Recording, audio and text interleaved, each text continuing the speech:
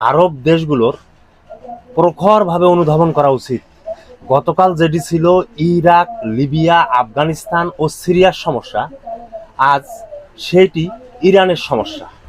হয়তোবা আগামীকাল সেটি অন্যান্য আরব দেশেরও সমস্যা হতে পারে, যেমন সৌদি আরব, কাতার, বাহরাইন, কুয়েত, জর্ডান বা আরব আমিরাতে।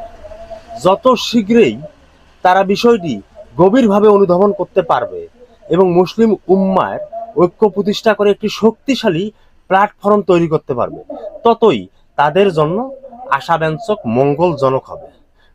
প্রকৃত নেতৃত্ব যুদ্ধ জয়ে নয়, যুদ্ধ এড়ানোই হচ্ছে প্রকৃত নেতৃত্বের সক্ষমতা।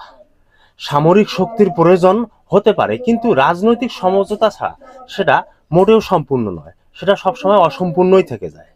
শান্তি দুর্বলতার প্রতীক নয়, বরং সেটি সর্বাধিক দূরদর্শী ও কৌশলগত সিদ্ধান্ত।